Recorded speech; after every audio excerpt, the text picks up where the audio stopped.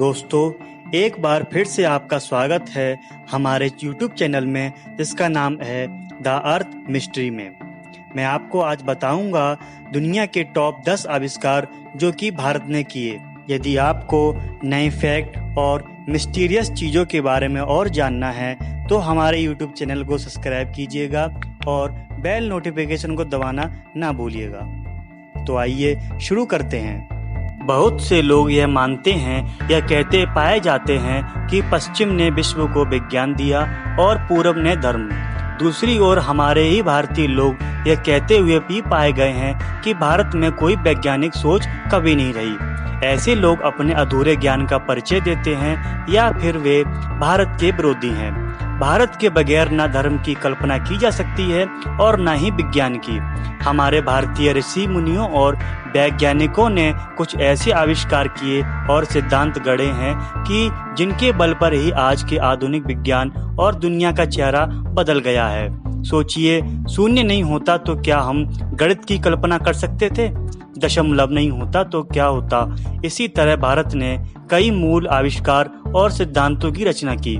आइए जानते हैं उनमें से खास 10 ऐसे आविष्कार जिन्होंने दुनिया को बदल कर रख दिया। विमान। इतिहास की किताबों और स्कूलों के कोर्स में पढ़ाया जाता है कि विमान का आविष्कार राइट ब्रदर्स ने किया, लेकिन यह गलत है। हाँ, यह बात ठीक है कि आज के आधुनिक विमान की शुरुआत ऑरविल और विल्बुर राइट बंधुओं ने 1903 में की थी, लेकिन उनसे हजारों वर्ष पूर्व ऋषि भारद्वाज ने विमान शास्त्र लिखा था, जिसमें हवाई जहाज बनाने की तकनीक का वर्णन मिलता है। 4वीं शताब्दी ईसा पूर्व में महर्षि भारद्वाज द्वारा लिखित वैमानिक शास्त्र में एक उड़ने वाले यंत्र विमान के कई प्रकारों का वर्णन किया गया था तथा हवाई युद्ध के कई नियम व प्रकार बताए गए थे। गोधा ऐसा विमान था जो अदृश्य हो सकता था, परोक्ष दुश्मन के विमान को पंगु कर सकता था। प्रलय एक प्रकार की विद्युत ऊर्जा का शस्त्र था, जिससे विमान चालक भयंकर तबाही मचा सकता था। जलद रूप एक ऐसा विमान था जो देखने में बादल की भांति दिखता था। स्कंद पुराण के खंड 3 अध्याय 23 में उल्लेख मिलता है कि ऋषि कर्दम ने अपनी पत्नी के लिए एक विमान की रचना की थी, जिसके द्वारा कहीं भी आया जाया सकता था। रामायण में भी पुष्पक विमान का उल्लेख मिलता है, जिसमें बैठकर रावण सीता जी को हर ले गया था। अस्त्र शस्त्र। जी हाँ, हम यहाँ धनुष बाण, भाला या तलवार की बात नहीं कर रहे हैं। इसका आविष्कार तो भारत में हुआ ही है, लेकिन हम आग्नेय अस्त्रों की बात कर रहे हैं। आग्नेयास्त्र, वरुणास्त्र, पशुपतास्त्र, सर्वास्त्र, ब्रह्मास्त्र आदि अनेक ऐसे अस्त्र हैं जिसका आधुनिक रूप बंदूक, मशीन गन, तोप, मिसाइल, विषैली गैस तथा परमाणु अस्त्र हैं।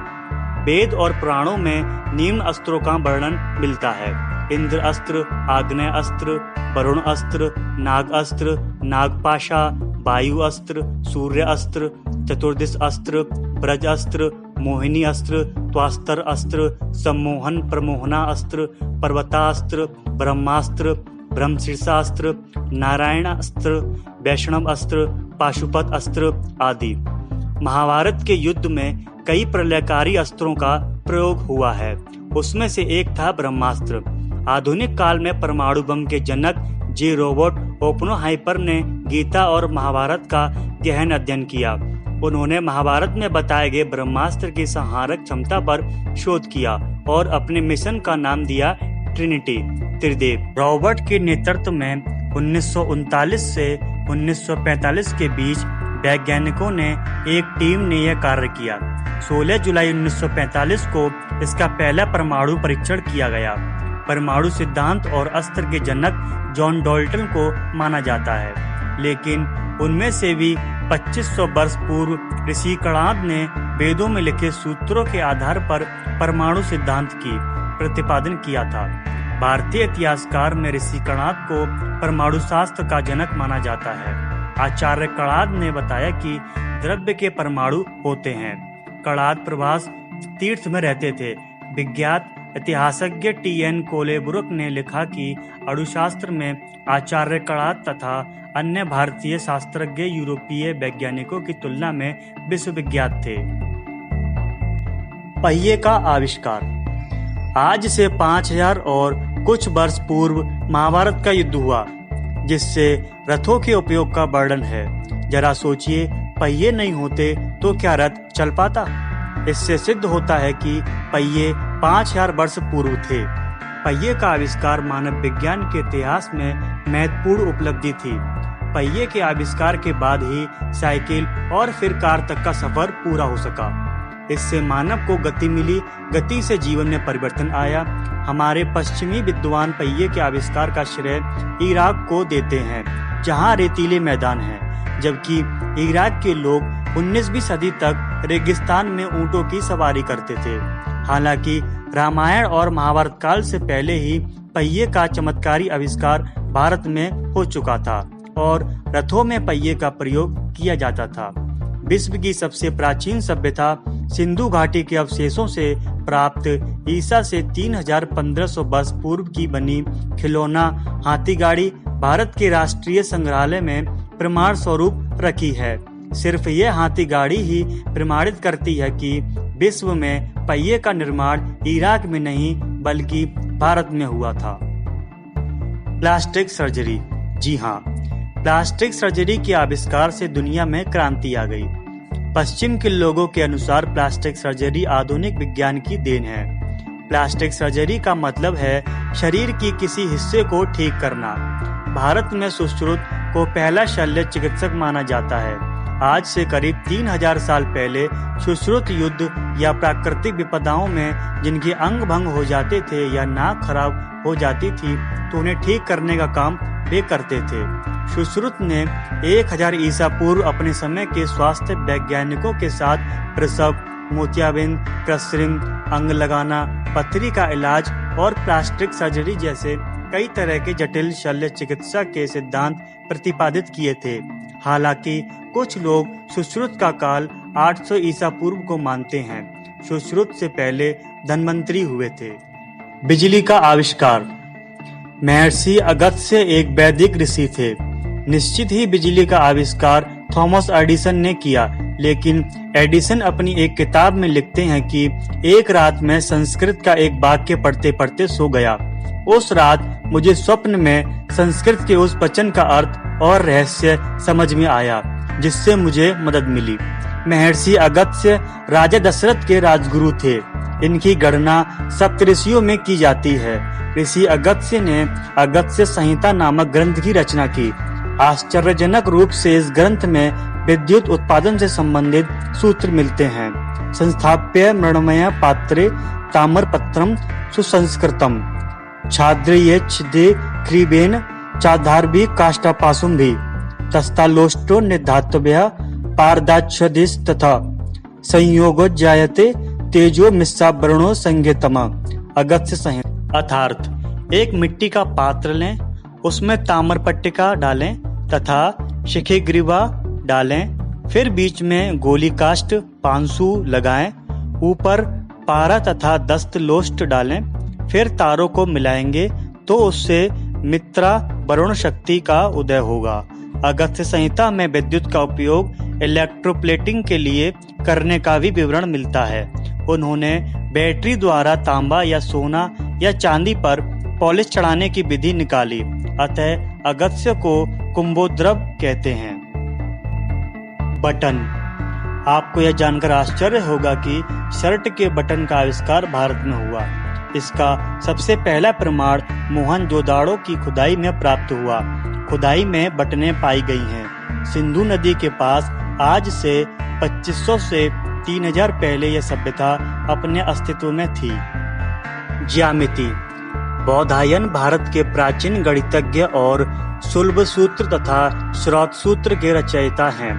पाइथागोरस के सिद्धांत से पूर्व ही बौधायन ने ज्यामिति के सूत्र रचे थे, लेकिन आज विश्व में यूनानी ज्यामिति शास्त्री पाइथागोरस और यूक्लिड के सिद्धांत ही पढ़ाए जाते हैं। दरअसल 2800 वर्ष 800 ईसा पूर्व बौधायन ने रेखागणित ज्यामिति के महत्वपूर्ण नियमों की खोज की थी। उस समय भारत में रेखागणित ज्यामिति या त्रिकोणमिति को शुल्ब शास्त्र कहा जाता था। शुल्ब शास्त्र के आधार पर विविध आकार प्रकार की ये यज्ञ वेदियां बनाई जाती थी। दो समकोण समभुज चौकोन के क्षेत्रफलों को योग करने पर जो संख्या आएगी उतने क्षेत्रफल का समकोण समभुज, इस प्रकार के अनेक कठिन प्रश्नों के बुधायन ने सुलझाया। रेडियो।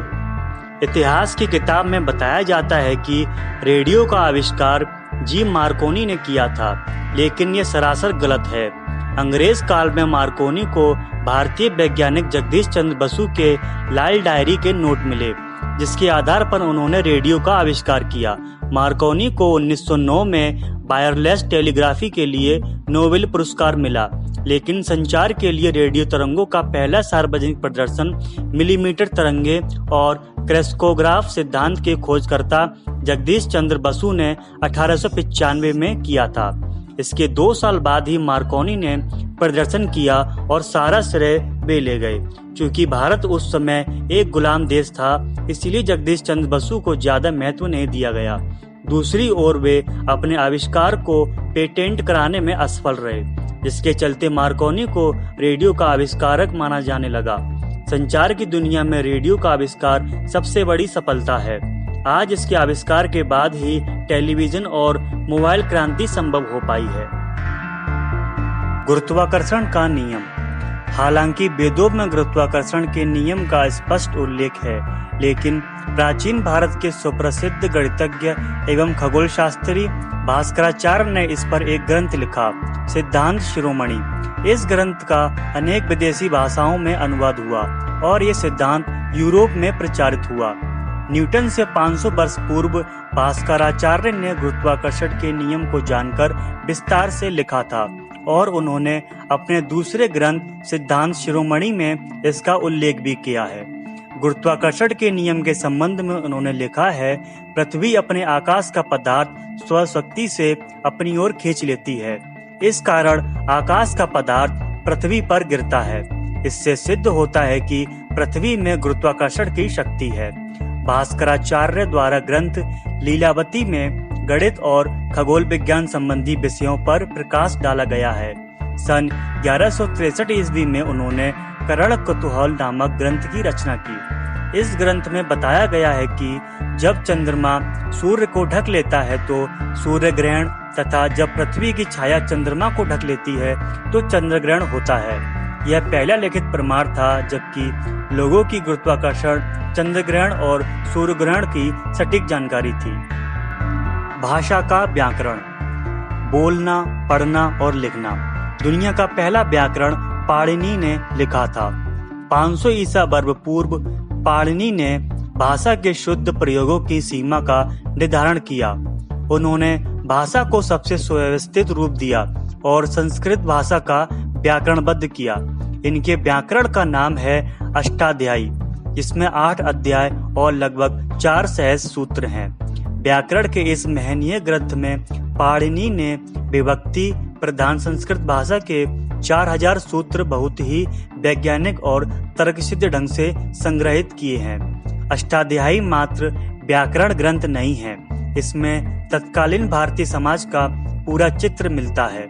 उस समय के खगोल, सामाजिक, आर्थिक, शिक्षा और राजनीति जीवन, दार्शनिक चिंतन, खान पान, रहन सहन आदि के प्रसंग स्थान स्थान पर अंकित हैं। इनका जन्म पंजाब के शालातुला में हुआ था, जो आधुनिक पेशावर के करीब तत्कालीन उत्तर पश्चिम भारत के गंधार में हुआ था। हालांकि पाणिनि के पूर्व भी विद्वानों ने संस्कृत भाषा को नियमों से बांधने का प्रयास किया, लेकिन पाणिनि का शास्त्र सबसे प्रसिद्ध हुआ। 19वीं सदी में यूरोप के एक भाषा विज्ञानी फ्रेंच बॉब 14 सितंबर 1791, 23 अक्टूबर 1868 ने पाणिनि के कार्यों पर शोध किया। उन्हें पाणिनि के लिखे हुए ग्रंथों तथा संस्कृत व्याकरण में आधुनिक भाषा प्रणाली की और परिपक्व करने के सूत्र मिले। आधुनिक भाषा विज्ञान को पाणिनि के लिए ग्रंथ में बहुत मदद मिली। दुनिया की सभी भाषाओं के विकास में पाणिनि के ग्रंथ का योगदान है। इस तरह ऐसे सैकड़ों आविष्कार हैं जो भारत के लोगों ने किए, लेकिन चूंकि पश्चिम ने विश्व पर राज किया, इसीलिए इतिहास उन्होंने ही लिखा और उन्होंने साजिश के तहत खुद के दार्शनिक और वैज्ञानिकों को महिमामंडित किया।